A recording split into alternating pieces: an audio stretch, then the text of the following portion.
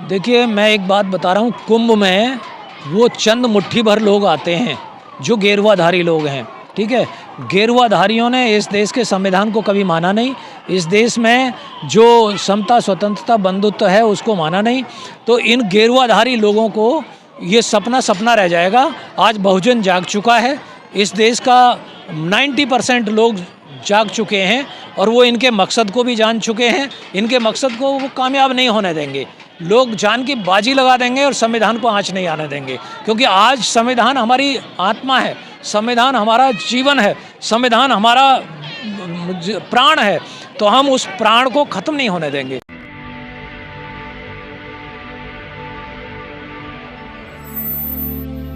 जय भीम, मैं मेवालाल और आप देख रहे हैं बहुजन समय।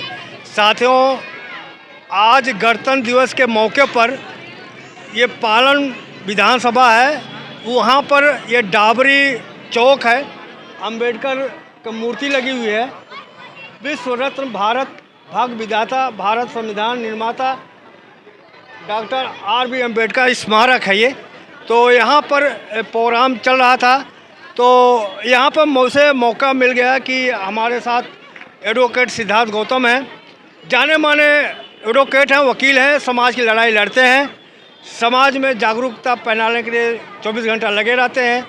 तो आज इनसे समझने की कोशिश करूँगा कि जो कुछ भ्रांतियाँ हमारे समाज में फैला है कि 26 जनवरी को गणतंत्र दिवस और स्वतंत्रता दिवस में क्या अंतर है और ये कब मनाया जाता है, इनसे सर पूछूंगा। सर, सबसे पहले आपको जय भीम। जय भीम, जय भीम। धन्यवाद बहुजन समय का। सर, मैं समाज में एक बड़ा गलतफहमी है, गणतंत्र दिवस और स्वतंत्रता दिवस में अंतर नहीं समझते कि गणतंत्र दिवस क्या है, स्वतंत्रता दिवस क्या है, गणतंत्र कब मनाया जाता है, स्वतंत्रता कब मनाया जाता है। इसी के सवाल साथ में मेरा ये है कि गणतंत्र दिवस में कौन झंडा फहराता है और 15 अगस्त में कौन झंडा फहराता है, ये दोनों उत्तर आप बता दें सर। देखिए, 15 अगस्त सन 1947 को अंग्रेज़ों ने भारत को आज़ादी की घोषणा की।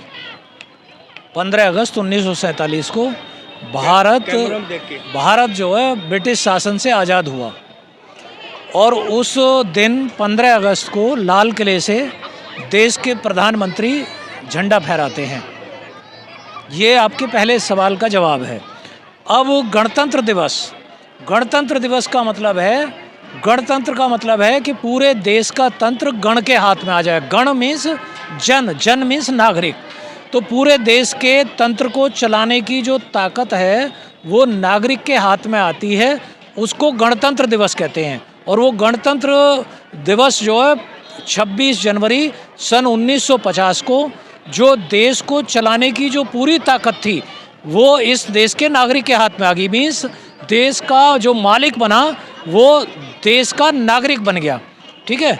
तो जब देश के नागरिक को पूरी ताकत मिलती है तो देखिए, आदमी क्या मांगता है, कुदरत से क्या मांगता है, पैसा मांगता है, कोई धन दौलत मांगता है, कोई पदार्थिक वस्तु मांगता है, ठीक है। लेकिन जब जिस संविधान ने देश को ही जनता के हाथ में सौंप दिया, देश को ही नागरिक के हाथ में सौंप दिया, तो उससे बड़ी उपलब्धि उस व्यक्ति के लिए, उस नागरिक के लिए हो नहीं सकती। इसलिए गणतंत्र दिवस देश का सबसे बड़ा पर्व है। सर, एक सवाल अभी रह गया है उसमें कि 15 अगस्त को कौन झंडा फहराता है और 26 जनवरी को कौन झंडा फहराता है? देखो, 26 जनवरी गणतंत्र दिवस के दिन देश के जो राष्ट्रपति हैं वो सलामी लेते हैं परेड में इंडिया गेट पर, और 15 अगस्त को जो सलूट है वो देश के प्रधानमंत्री लाल किले पर झंडा फहरा करके लेते हैं। ये इन दोनों में फ़र्क है। और राष्ट्र को जो गणतंत्र दिवस की पूर्व संध्या पर देश के राष्ट्रपति राष्ट्र को संबोधित करते हैं, और अगले दिन जब 26 जनवरी की परेड निकलती है, गणतंत्र दिवस की परेड निकलती है, तो देश के राष्ट्रपति वहाँ पर सलूट लेते हैं हमारी परेड का। जी सर, मैं समझना चाह रहा हूँ कि देश की आज़ादी में बाबा साहब का क्या योगदान था? देखो, देश की आज़ादी में बाबा साहेब अम्बेडकर का बहुत बड़ा योगदान है। देश में जैसे जैसे इस देश की जो आज़ादी, खाली आज़ादी मिल जाए और उस मिली हुई आज़ादी को संभालने के लिए आपके पास विधान ना हो तो वो आज़ादी किसी काम की नहीं। और उस आज़ादी को आज़ादी मिलने के बाद देश को चलाने के लिए जो विधान चाहिए, जो कानून चाहिए, जो नियम चाहिए, उसका निर्माण करने वाला और देश की विविधताओं को ध्यान में रख कर के उन सारी समस्याओं का समाधान करने वाला संविधान जो बनाता है, उसका बहुत बड़ा अद्वितीय योगदान रहता है उसमें। और बाबा साहेब अम्बेडकर का योगदान भारत के संविधान को बनाने में और देश में वो सामाजिक, राजनीतिक, आर्थिक और राजनीतिक एक स्वतंत्र चेतना विकसित करने में बाबा साहेब अम्बेडकर का बहुत बड़ा योगदान है। जो लोग कहते हैं बाबा साहेब का कोई योगदान नहीं आज़ादी में, उनके बारे में क्या कहेंगे आप? नहीं, देखिए ऐसा होता है कि जो स्वार्थी लोग हैं, स्वार्थी, सामंतवादी और संकीर्ण सोच के लोग कभी किसी महान पुरुष को श्रेय नहीं देना चाहते।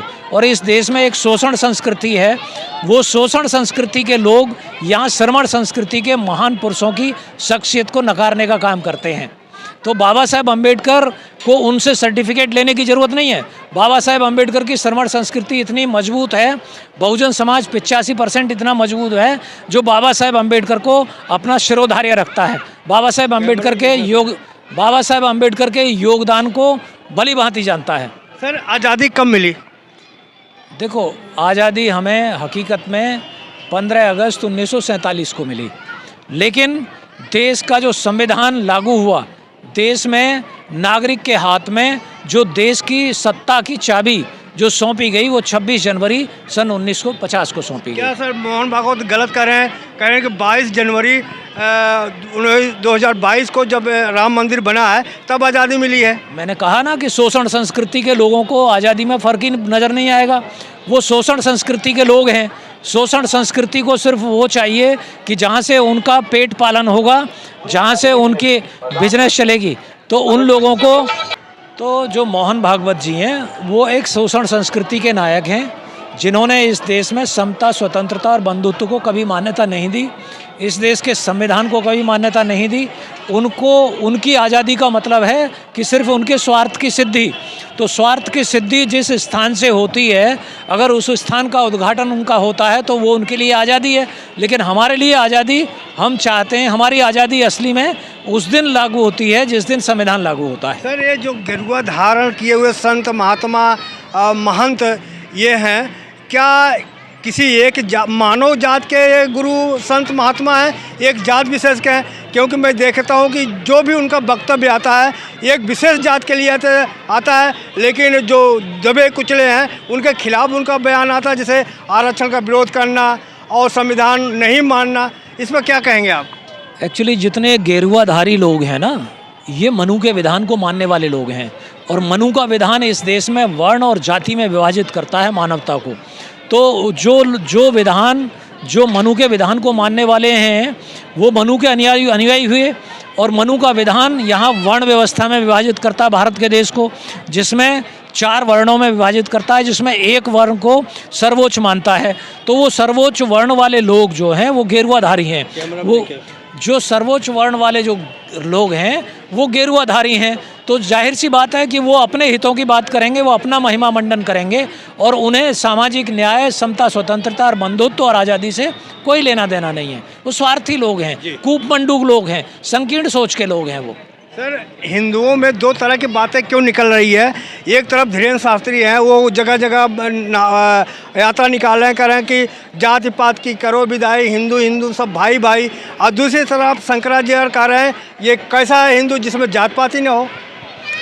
तो यही आपको पता लग रहा है ना कि मुँह में राम बगल में छुरी वाली बात है, कि इनके मन में कुछ और है और जवान पे कुछ और है। इनका मकसद सिर्फ हिंदू बनाने का मतलब है कि अपना पेट पालन करना। जितने हिंदू ज़्यादा बनेंगे उतना मंदिरों में ज़्यादा चढ़ावा जाएगा, और जितना ज़्यादा चढ़ावा जाएगा उतने ही ज़्यादा लोग अमीर बनेंगे। इसलिए लोगों को हिंदू बना रहे हैं। अगर हाँ, वो मंदिरों में बहुजन समाज के, दलित, शोषित और ओबीसी लोगों को मठाधीश बना के बैठा दीजिए और तब हिंदुत्व की बात करिए आप, तो हम मान जाएंगे।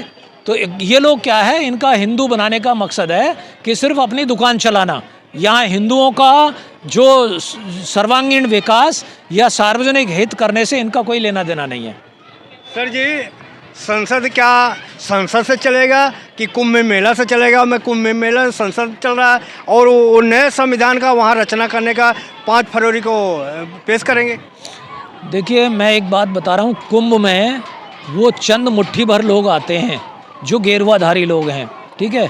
गेरुआधारियों ने इस देश के संविधान को कभी माना नहीं, इस देश में जो समता स्वतंत्रता बंधुत्व है उसको माना नहीं। तो इन गेरुआधारी लोगों को ये सपना रह जाएगा। आज बहुजन जाग चुका है, इस देश का 90% लोग जाग चुके हैं और वो इनके मकसद को भी जान चुके हैं। इनके मकसद को वो कामयाब नहीं होने देंगे।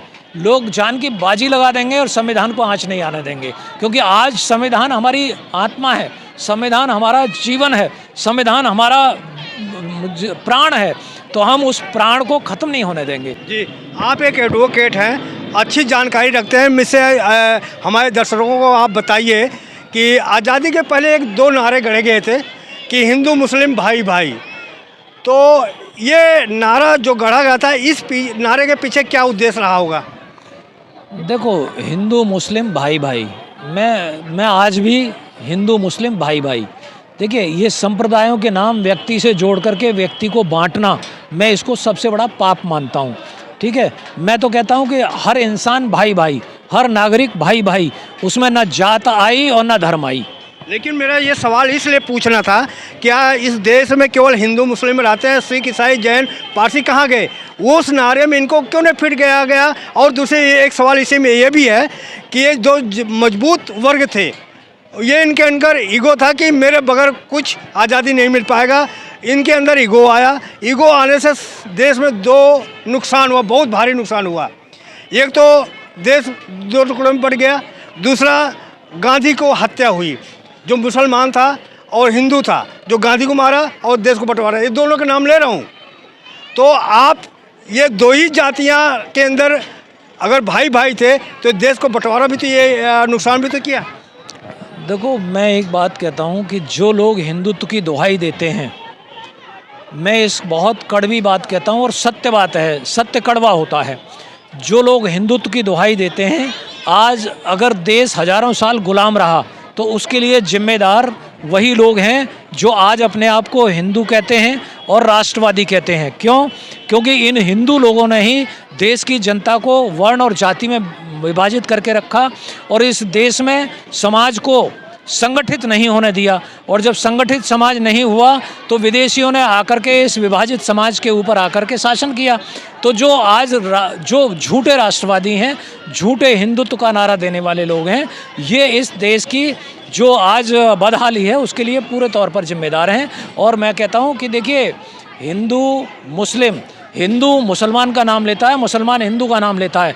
ये हिंदू और मुसलमान नाम नहीं ले रहे हैं कि यहाँ जो पंडित है, यहाँ जो पोंगा पंडित है वो मुस्लिम चिल्लाता है और वहाँ जो वो है मौलवी है वो हिंदू चिल्लाता है। वहाँ उसकी मस्जिद में दुकान चल रही है और यहाँ इसकी मंदिर में दुकान चल रही है, इसलिए हिंदू मुसलमान का नाम दोनों लेते रहते हैं। सर, आपने बहुत बढ़िया बात बताई, हमारे दर्शकों को अच्छे समझ में आएगा। लास्ट में एक सवाल और है कि दिल्ली में चुनाव हो रहा है, तो इस चुनाव में मैं देख रहा हूँ कि जितनी बड़ी बड़ी पार्टियाँ हैं पूरे दमखम लगा रखी हैं, और दूसरी तरफ गरीब के पार्टी बहुजन समाज पार्टी है, आज़ाद समाज पार्टी है, बहुत छोटी छोटी पार्टियां हैं। आपको क्या समझ में आ रहा है, कौन किस पर भारी पड़ेगा? देखिए, आज की लड़ाई में सबको साफ नज़र आ रहा है, जिसके पास साधन है, सत्ता है, जो साधनों का स्वामी है, चाहे वो मीडिया वाला साधन हो, ज़मीन का साधन हो, अफसरशाही का साधन हो, धर्म का साधन हो या सत्ता हो जिसके पास, वो आज दोनों के बीच में टक्कर है, ठीक है। वो लड़ाई उनके बीच में सिमटती चली जा रही है।